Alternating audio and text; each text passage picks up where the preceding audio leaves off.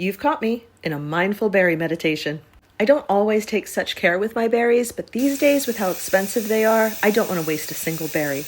I always heard to never wash berries until right before you're going to eat them, and for the longest time when I would wash them ahead of time, they would end up mushy or moldy, but leaving them in the fridge unwashed often results in fuzzy mold as early as the next day. The solution I have found is ordinary tap water mixed with a couple of teaspoons to a tablespoon of plain old cheap white vinegar. I let them soak in the solution for 3 to 5 minutes and then carefully drain them. I like the berries to have room to swish around in the bowl, which allows me to better sort out anything that's not supposed to be in there. When I strain them, I personally prefer to scoop them out carefully into the strainer so that I'm not pouring the dirt right back over the berries. It also gives me more opportunity to find any soft berries that I will happily eat immediately. After doing this, if you're using this small amount of vinegar, you don't have to rinse them. If you're tasting vinegar, then you use too much. Adding just that little bit of vinegar slightly acidulates the water, which will kill any mycelium filaments that are what creates mold. So, no moldy berries.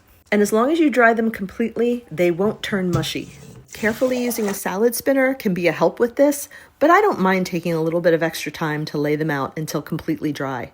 After all, I get the treat of snacking on them along the way. I found this method to be better than using a salt solution and better than using baking soda and vinegar, which just releases carbon dioxide and then leaves you with a salt solution. And I'm not even going to entertain the idea of buying a manufactured produce wash. The vinegar will take care of preventing mold, and the water will remove most of the pesticide residue. And just saying that will summon the anti-berry crowd to enter the comments talking about dirty dozen BS that they heard from someone who's not a scientist.